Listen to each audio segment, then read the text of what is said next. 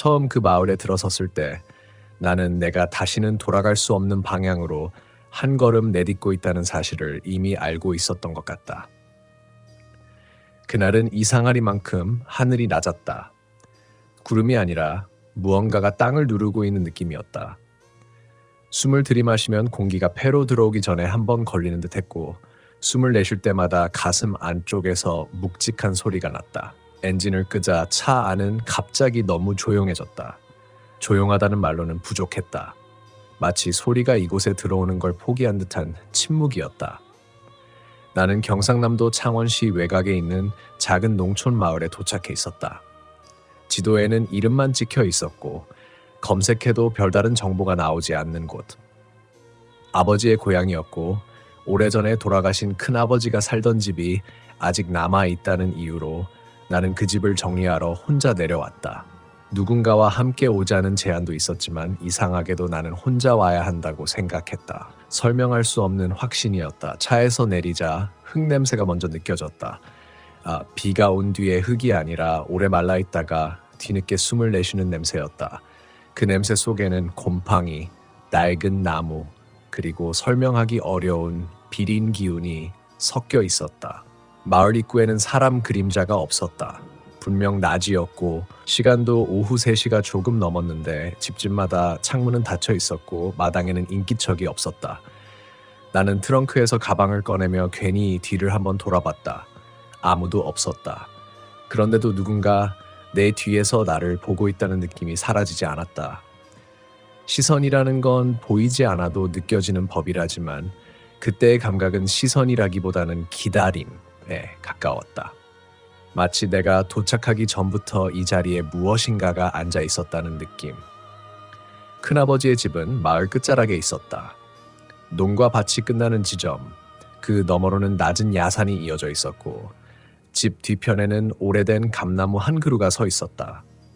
감나무는 계절을 잊은 듯 열매도 잎도 없이 서 있었는데 줄기에는 검게 변색된 자국이 군데군데 남아 있었다.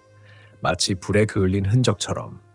대문은 잠겨있지 않았다. 손으로 밀자 끼익 하는 소리가 너무 크게 울렸다. 그 소리에 나 스스로가 놀라 잠시 멈춰섰다. 이 소리가 마을 전체에 퍼져나가는 것 같았다. 그런데도 아무 반응이 없었다. 개 짖는 소리도 사람의 발소리도 없었다. 오직 내 숨소리만이 귓속에서 크게 울렸다. 마당에 들어서자 잡초가 발목까지 올라와 있었다. 큰아버지가 돌아가신 뒤 몇 년 동안 아무도 관리하지 않았다는 걸 단번에 알 수 있었다. 나는 괜히 저 왔어요 라고 말해보고 싶은 충동을 느꼈다. 물론 그 말을 들어줄 사람은 없다는 걸 알고 있었지만 침묵이 너무 두꺼워서 무언가로 깨고 싶었다. 현관문 앞에 섰을 때 이상한 점을 하나 발견했다. 문고리에 묶인 노란색 끈이었다. 리본처럼 묶여 있었는데 새 것이 아니었다. 햇빛의 발에 거의 흰색에 가까웠고 군데군데 때가 묻어 있었다. 나는 그 끈을 한참 바라보다가 큰아버지가 생전에 무언가를 묶어두는 습관이 있었다는 이야기를 떠올렸다. 하지만 노란색은 아니었다. 적어도 내가 기억하는 한 아니었다. 문을 열자 차가운 공기가 얼굴을 스쳤다. 에어컨을 튼 것도 아닌데 실내는 바깥보다 훨씬 서늘했다. 냄새는 더 분명해졌다. 오래된 집 특유의 냄새 위에 설명하기 어려운 냄새가 겹쳐 있었다. 금속이 녹슬 때 나는 냄새와 젖은 천을 오래 방치했을 때 나는 냄새, 그리고 아주 희미한 피냄새 같은 것. 나는 신발을 벗고 들어섰다. 발바닥으로 느껴지는 바닥의 감촉이 이상했다.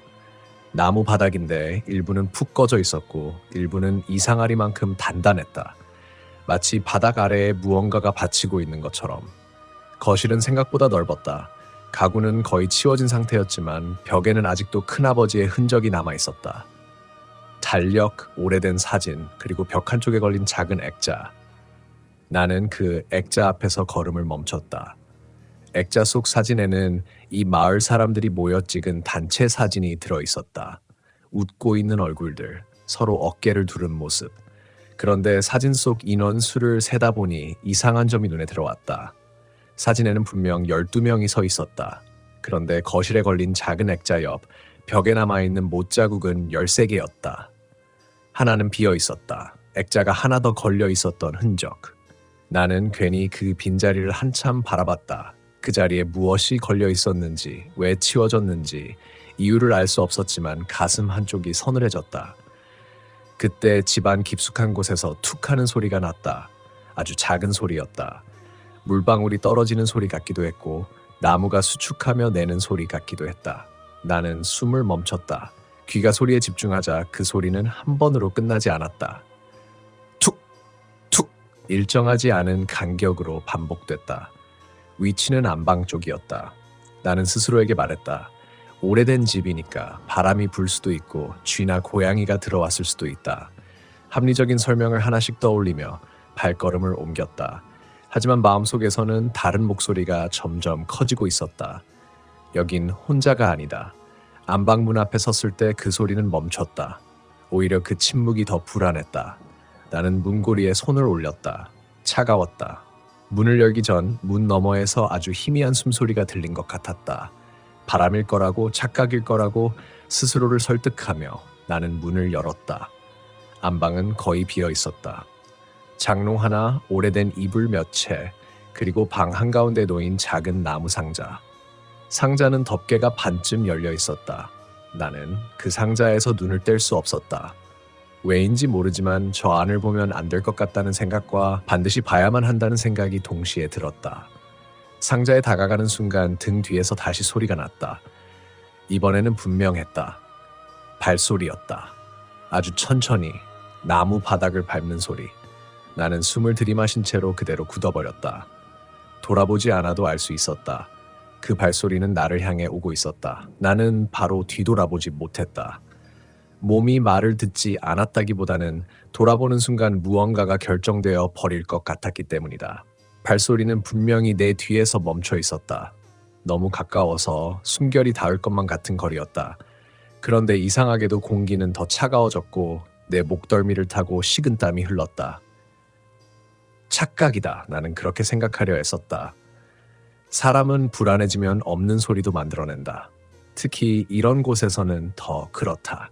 하지만 내 심장은 그 말을 믿지 않았다. 심장은 이미 알고 있는 것처럼 빠르게 뛰고 있었다.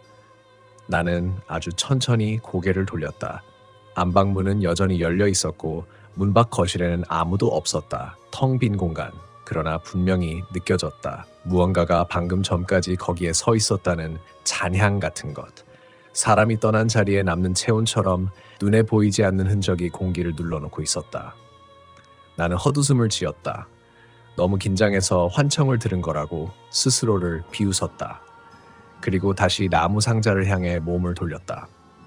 상자 안이 신경 쓰였다. 오히려 뒤에 있는 보이지 않는 것보다 눈앞의 상자가 더 현실적으로 나를 끌어당겼다. 상자 안에는 노란색 천이 접힌 채 들어있었다. 문 앞에 묶여있던 끈과 같은 색이었다. 나는 천을 꺼내 조심스럽게 펼쳤다. 생각보다 컸다. 스카프처럼 얇았고 곳곳에 검은 얼룩이 남아있었다. 얼룩은 물감처럼 번진 자국이 아니라 닦아도 지워지지 않을 것 같은 흔적이었다. 천을 만지는 순간 손끝이 저릿하게 아파왔다. 차가운 금속을 만졌을 때와는 다른 감각. 오래된 냉기 아니면 오래 묵은 감정 같은 것이 손을 타고 올라오는 느낌이었다. 나는 무의식적으로 천을 놓을 뻔했다.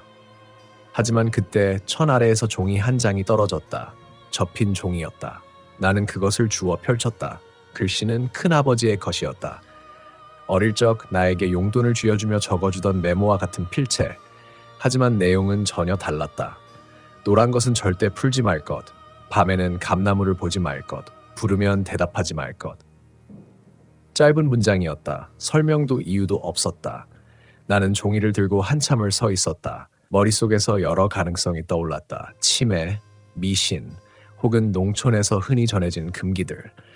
하지만 이상하게도 그 문장들은 단순한 경고처럼 느껴지지 않았다. 마치 이미 한 번 어긴 사람이 남긴 기록 같다.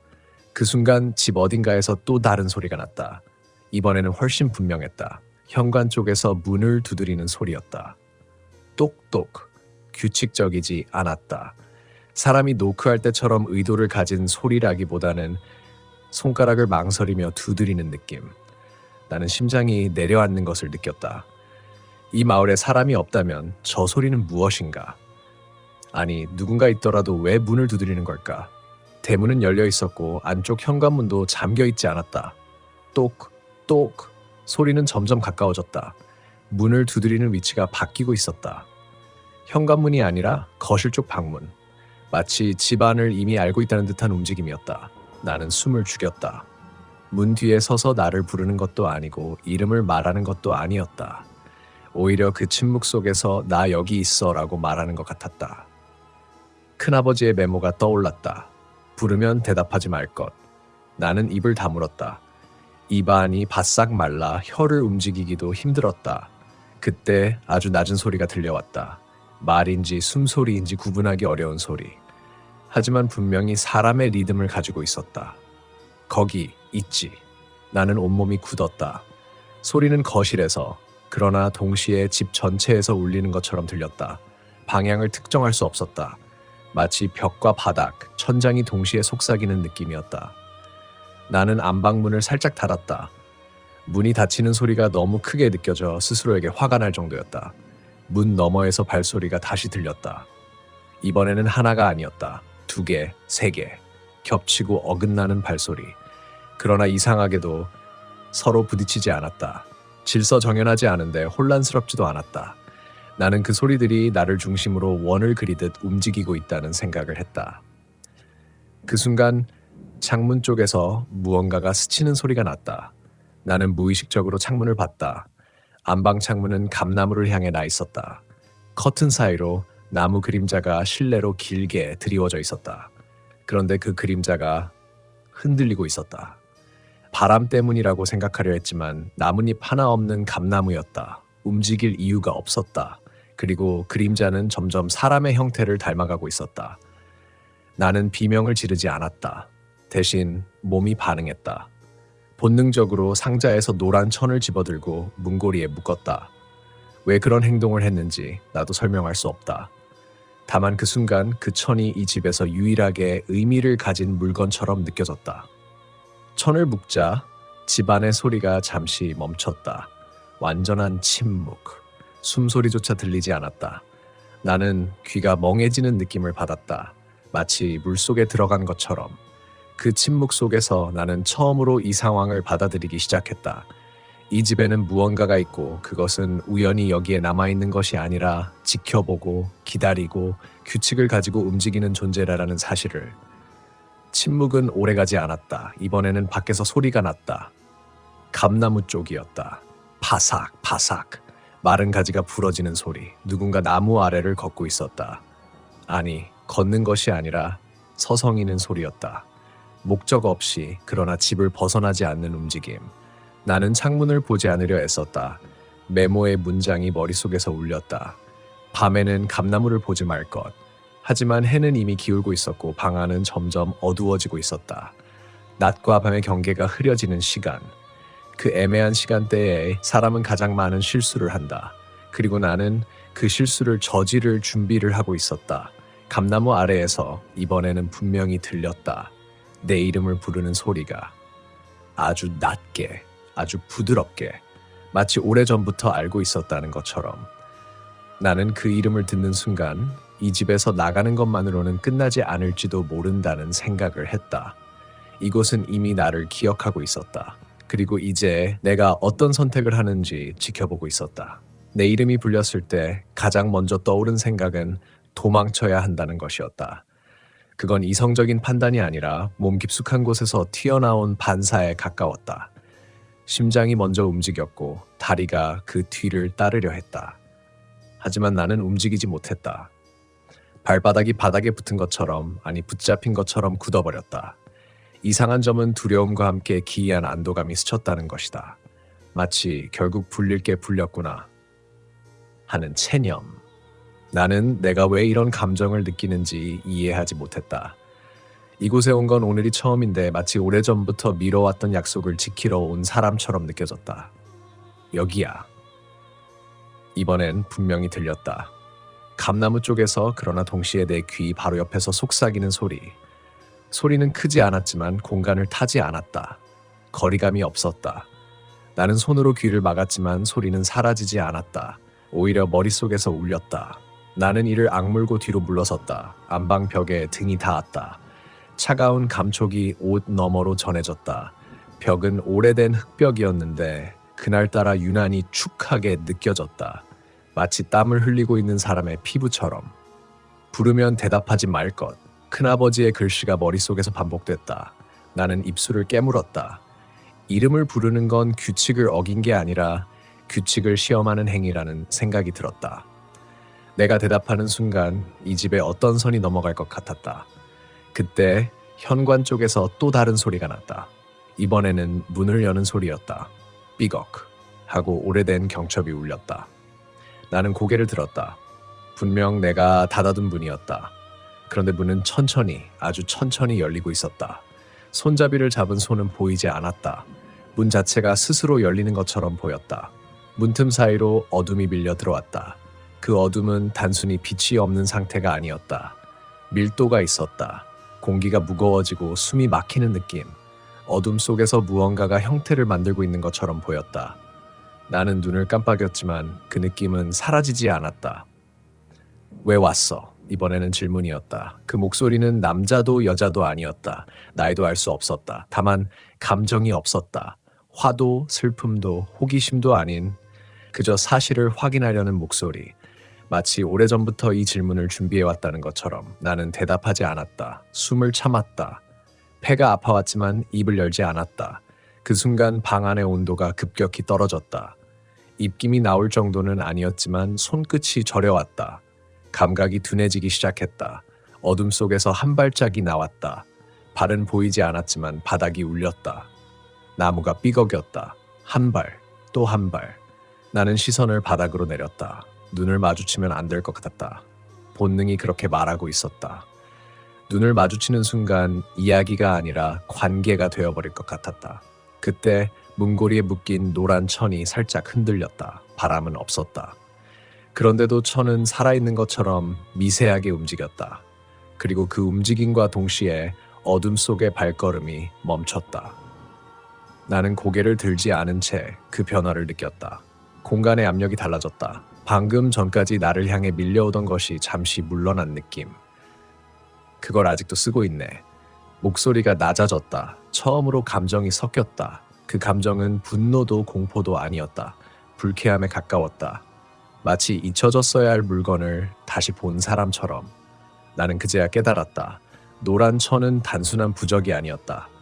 이 집, 이 마을, 그리고 이 존재와 직접적인 과거를 공유하고 있는 물건이었다. 큰아버지는 이 존재를 알고 있었고 알고도 이 집에 남아 있었던 것이다.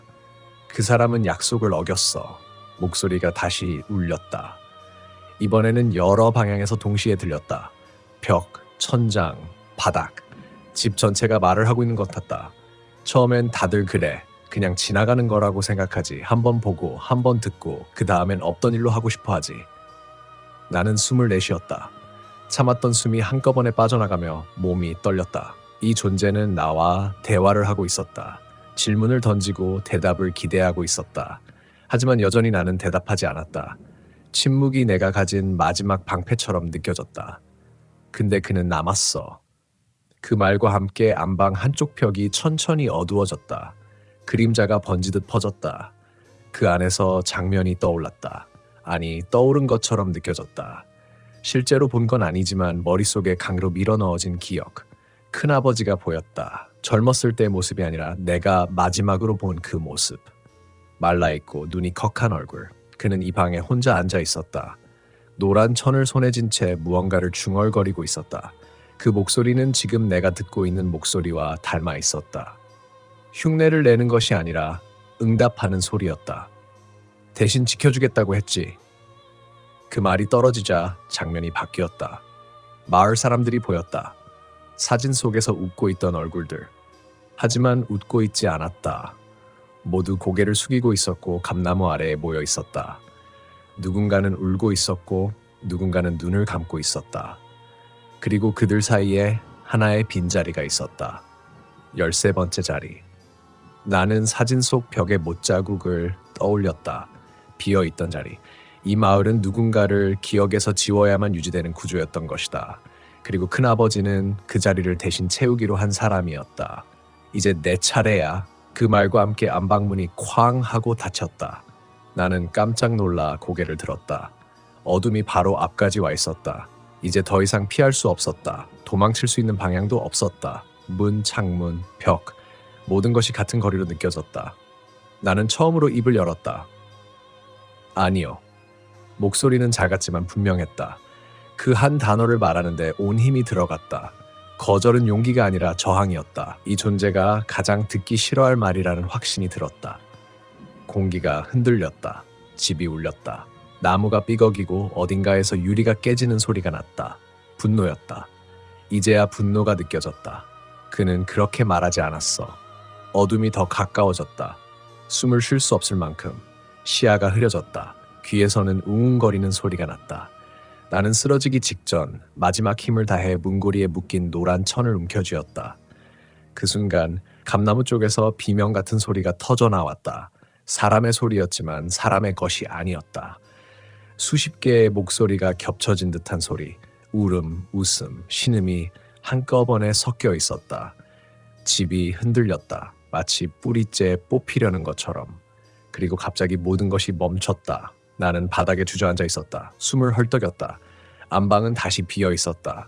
어둠은 사라졌고 문은 열려 있었다. 마치 아무 일도 없었던 것처럼. 하지만 내 손에는 여전히 노란 천이 쥐어져 있었고 천은 이전보다 더 축축해져 있었다. 밖에서는 해가 완전히 지고 있었다. 나는 알고 있었다. 이건 끝이 아니라는 걸. 이 집은 나를 놓아주지 않았다. 단지 다음 단계를 준비하고 있을 뿐이라는 걸. 어둠이 완전히 내려앉은 뒤의 집은 낮에 보던 그 집이 아니었다. 같은 공간인데도 구조가 달라진 것처럼 느껴졌다. 벽은 더 가까워졌고 천장은 낮아진 것 같았다. 숨을 들이마실 때마다 공기가 폐를 긁고 내려갔다. 마치 이 집 자체가 나를 안쪽으로 끌어당기고 있는 것처럼. 나는 바닥에 앉은 채 한동안 움직이지 못했다. 다리가 말을 듣지 않았고 손에는 아직도 노란 천의 감촉이 남아 있었다. 천은 축축했고 이상할 정도로 따뜻했다. 방금 전까지 차갑게만 느껴지던 공기와는 정반대였다. 마치 누군가의 체온이 스며든 것처럼. 천을 내려놓으려 했지만 손이 떨어지지 않았다.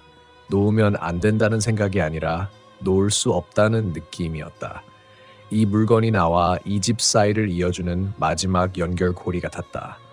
아니, 이미 연결된 상태에서 내가 그것을 인식하게 된 것에 가까웠다. 거실에서 작은 소리가 들렸다. 이번에는 발소리가 아니었다. 뭔가를 끌고 가는 소리, 나무 바닥 위를 긁는 소리였다. 일정한 리듬으로 그러나 일부러 소리를 내는 것처럼 느릿느릿했다. 나는 천천히 몸을 일으켰다. 벽을 짚고 서자 벽이 미세하게 떨리는 것이 느껴졌다. 집이 숨을 쉬고 있었다. 거실로 나가자 달빛이 창문 틈으로 들어와 바닥을 비추고 있었다. 그 빛 아래에서 무언가가 움직이고 있었다. 의자였다. 분명 낮에는 벽 쪽에 붙어있던 나무 의자가 지금은 거실 한가운데로 끌려 나와 있었다. 그리고 그 의자는 아주 천천히 방향을 바꾸고 있었다. 마치 누군가 앉을 자리를 정렬하는 것처럼. 나는 그 장면을 보며 깨달았다. 이 집은 단순히 나를 해치려는 것이 아니었다. 무언가를 진행하고 있었다. 절차, 순서, 준비. 큰아버지가 남긴 경고들은 우연히 적힌 메모가 아니라 실제로 겪으며 배운 규칙들이었다. 그때 의자 뒤편 어둠에서 형체가 드러났다. 완전한 모습은 아니었다. 사람의 상반신처럼 보이다가도 그림자처럼 흐려졌다. 얼굴은 분간할 수 없었지만 고개가 기울어지는 움직임만은 분명했다. 나를 바라보고 있었다. 아니, 확인하고 있었다. 도망치지 않았네. 그 목소리는 이전보다 가까웠다. 이제는 집 전체가 아니라 거실 한가운데서 직접 울렸다. 나는 입을 열지 않았다. 대답하지 않는 것이 아니라 대답할 자격이 없다는 느낌이 들었다. 그 사람도 그랬어. 형체가 한 걸음 다가왔다. 바닥이 낮게 울렸다. 나는 뒤로 물러섰다. 등 뒤로 현관문이 느껴졌다. 손을 뻗으면 잡을 수 있는 거리였다. 하지만 손이 움직이지 않았다. 문을 나간다는 선택지가 머릿속에서 지워진 것처럼 느껴졌다. 처음엔 다 거부하지. 아니라고 말하고 우연이라고 믿고 다른 설명을 찾지. 형체가 의자를 바라봤다. 의자는 더 이상 움직이지 않고 거실 중앙에 정확히 놓여 있었다. 감나무 그림자가 창문을 타고 실내로 길게 늘어졌다. 그림자의 끝은 의자 다리에 닿아 있었다. 근데 결국 남아. 그 말과 함께 그림자가 의자 위로 올라갔다. 의자에 누군가 앉은 것처럼 나무가 삐걱였다. 하지만 의자 위에는 아무도 보이지 않았다. 그 공허함이 오히려 더 선명했다. 나는 그제야 깨달았다. 이 자리는 희생을 위한 자리가 아니라 대체를 위한 자리였다. 누군가 사라져야 하는 것이 아니라 누군가 남아야만 이 구조가 유지되는 자리. 선택은 항상 자유였어. 형체가 다시 나를 보았다. 그 시선이 내 몸을 훑고 지나갔다. 살갗 아래까지 들여다보는 느낌, 숨기고 싶었던 기억, 후회, 두려움이 하나씩 끌려 나오는 것 같았다. 나는 과거를 떠올렸. 설명할 수 없이 반복되던 불운들, 이상하게 비켜갔던 사고들, 그리고 큰아버지가 살아있는 동안 이 마을에 큰 사고가 없었다는 사실. 지켜지는 동안은 대신 묶여 있어야 해. 노란 천이 손에서 미세하게 떨렸다. 마치 반응하듯이. 나는 그 천을 바라봤다. 처음에는 보호의 상징처럼 보였던 것이 이젠 속박의 증거처럼 느껴졌다. 아침이 오기 전까지 결정해. 형체가 말했다. 그리고 거짓말처럼 그것은 서서히 흐려지기 시작했다. 그림자는 감나무 쪽으로 물러났고 의자는 다시 조용해졌다. 집은 아무 일도 없었던 것처럼 고요해졌다. 나는 현관문을 바라봤다. 열 수 있었다. 지금이라면 달려나갈 수 있었다. 차 키도 아직 주머니에 있었다. 이성은 그렇게 말하고 있었다. 하지만 마음 한구석에서는 알고 있었다. 내가 나가더라도 이 관계는 끝나지 않는다는 걸. 나는 천천히 의자에 다가갔다. 의자에 손을 얹자 따뜻했다. 분명 차가운 밤 공기 속인데도 누군가 방금까지 앉아 있었던 것처럼. 그 순간 문득 이런 생각이 들었다. 큰아버지는 왜 떠나지 않았을까? 왜 끝까지 이 집에 남았을까? 아마도 나와 같은 질문 앞에 서 있었기 때문일 것이다. 도망칠 수는 있지만 외면할 수는 없는 것을 알았기 때문일 것이다. 밖에서 닭 우는 소리가 들렸다. 아직 새벽은 아니었지만 밤이 가장 깊은 시간이었다. 시간은 흐르고 있었다. 선택의 순간이 다가오고 있었다. 나는 의자에서 손을 떼고 노란 천을 조심스럽게 접었다. 그리고 처음으로 이 집을 지켜야 할 이유가 아니라 지켜지지 않아야 할 이유를 떠올리기 시작했다. 이 이야기는 아직 끝나지 않았다. 아침이 오기 전 마지막 선택이 남아 있었다. 새벽이 오기 전의 시간은 이상하게 늘어진다. 시계는 분명 움직이고 있는데 분 단위가 아니라 숨 단위로 시간이 흐르는 느낌이었다. 집안은 고요했다. 너무 고요해서 내가 움직이면 그 소리가 규칙을 깨뜨릴까봐 한동안 가만히 서 있었다. 바닥에 귀를 대면 집이 낮게 울리는 것 같았다. 심장 박동과 비슷한 리듬. 이 집은 아직 잠들지 않았다. 나는 의자를 마주보고 앉았다. 앉지 말아야 한다는 생각이 스쳤지만 이미 늦었다. 의자 앞에 앉아있다는 사실 자체가 하나의 문장이 된 느낌이었다. 노란 천은 무릎 위에 가지런히 놓았다. 접힌 천의 모서리가 손바닥을 눌렀다. 따끔한 감각. 현실에 붙잡히는 데 필요한 작은 통증이었다. 결정했어? 목소리는 이전보다 낮고 가까웠다. 이번에는 사방에서 들리지 않았다. 의자 맞은편에서만 들렸다. 나는 고개를 들지 않았다. 대신 숨을 고르고 내가 왜 여기에 왔는지 떠올렸다. 큰아버지의 집을 정리하러 왔다고 생각했지만 사실은 그보다 오래된 이유가 있었다. 설명할 수 없었던 끌림, 늘 비껴갔던 불행들, 어쩌면 이미 나는 이 구조의 바깥에 있지 않았는지도 모른다. 남으면 지켜져. 그 말은 달콤하지도 위협적이지도 않았다. 사실의 나열처럼 들렸다. 보호와 속박을 같은 줄에 놓는 말. 나는 손에 쥔 천을 보았다.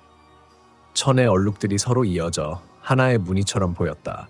사람의 손자국 같기도 나뭇잎의 혈관 같기도 했다. 떠나면? 내가 처음으로 질문을 던졌다. 목소리가 떨렸지만 분명했다. 질문을 던졌다는 사실 자체가 경계를 넘는 느낌이었다. 잠시 침묵이 흘렀다. 그 침묵은 생각하는 시간 같았다. 떠나면 네가 본 것들이 따라가. 나는 그 말을 이해했다. 집만의 문제가 아니라는 것. 구조는 장소에 묶여 있지만 기억은 사람을 따라 움직인다는 것. 큰아버지가 남았던 이유가 선명해졌다.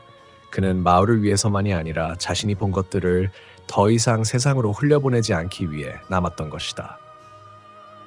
그리고 목소리가 덧붙였다. 누군가는 채워야 해. 나는 고개를 들었다. 맞은편에는 아무것도 없었다. 하지만 없음이 자리를 차지하고 있었다. 의자 위 공기가 눌린 듯 내려앉아 있었다. 나는 천천히 일어섰다. 현관문 쪽을 바라봤다. 달빛이 문틈으로 스며들어 바닥에 길을 만들고 있었다. 나갈 수 있었다. 지금이라면. 그때 감나무 쪽에서 바람이 불었다. 바람이 아니라 숨 같았다. 가지가 흔들리며 나무가 마찰음을 냈다. 그 소리는 웃음도 울음도 아니었다. 오래 참아온 무언가가 풀리는 소리였다. 나는 그 소리를 들으며 큰아버지의 마지막 얼굴을 떠올렸다. 두려움보다 피로가 더 컸던 눈. 끝내 선택을 미루지 않았던 사람의 표정. 조건이 있어. 내가 말했다. 말이 입에서 나오는 순간 집의 공기가 바뀌었다. 긴장이 보였다. 나는 의자를 똑바로 바라봤다. 대신 남지 않는다. 여기에는. 침묵. 아주 길게. 그건 불가능해. 완전히는 아니겠지. 나는 노란 천을 들었다. 천의 한쪽 끝을 감나무 방향으로, 다른 끝을 현관문 방향으로 늘어뜨렸다. 연결을 바꾸는 제스처였다. 이 구조는 늘 여기에 남을 사람을 요구했다. 하지만 기억은 사람을 따라간다. 그렇다면 반대로 사람은 떠나되 기억을 남길 수도 있지 않을까. 내가 가져가겠다. 말을 이어갔다. 본 것들, 규칙들, 그리고 경고를. 집이 낮게 울렸다. 반발이 아니라 계산하는 소리였다. 나는 느꼈다. 이 구조는 감정이 아니라 균형을 원한다는 것을. 대신 여기는 풀어. 잠시 후 아주 낮은 숨이 들렸다. 인정도 거절도 아닌 변화의 신호였다. 감나무 그림자가 바닥에서 서서히 물러났다. 의자의 눌림이 사라졌다. 공기가 가벼워졌다. 마치 오래 닫혀있던 문이 조금 열린 것처럼. 그럼 넌 계속 듣게 될 거야. 그 말은 경고였다. 형벌이 아니라 결과였다. 나는 고개를 끄덕였다. 듣는다는 건 잊지 않는다는 뜻이었다. 잊지 않는다는 건 다시는 같은 실수를 반복하지 않는다는 뜻이기도 했다. 나는 천을 현관문 손잡이에 묶었다. 이번에는 매듭을 풀지 않았다. 여기에는 경계만 남기고 나는 문을 열었다. 새벽 공기가 얼굴을 스쳤다. 차가웠지만 살아있었다. 뒤돌아보지 않았다. 약속이었다. 차에 올라타 시동을 걸었다. 엔진 소리가 너무 크게 느껴졌다. 백미러의 집이 보였다. 어둠 속에서 집은 평범해 보였다. 그 평범함이 오히려 무서웠다. 나는 마을을 빠져나왔다. 닭구는 소리가 다시 들렸다. 이번에는 분명히 아침이었다. 며칠 뒤 큰아버지 집을 다시 찾았다는 소식이 들리지 않았다. 마을 사람들도 예전처럼 살고 있다는 말뿐이었다. 나는 그 집을 팔지 않았다. 그렇다고 다시 들어가지도 않았다. 대신 말하기 시작했다. 규칙을, 경고를, 그리고 선택의 무게를. 이상한 일은 그때부터였다. 밤에 잠들기 직전 나무가 없는 곳에서도 바스락거리는 소리가 들렸다. 문득 노란색이 눈에 들어오면 심장이 빨라졌다. 하지만 예전처럼 공포로 굳지는 않았다. 알고 있기 때문이었다. 무엇을 하지 말아야 하는지, 무엇을 넘어서는 안 되는지. 나는 살아서 나왔다. 하지만 완전히 떠나온 건 아니다. 이 이야기를 하는 이유도 어쩌면 그 구조의 일부일지 모른다. 다만 한 가지는 분명하다. 이야기를 들은 사람은 선택의 순간에 더 빨리 알아차릴 수 있다는 것. 그리고 그 밤, 경상남도 창원의 그 농촌 마을에서 나는 처음으로 배웠다. 귀신보다 무서운 건 대신 남아야 한다는 구조이며 그 구조를 끊는 유일한 방법은 기억을 외면하지 않는 것이라는 걸. 이 이야기는 여기서 끝난다. 하지만 경계는 아직 남아있다.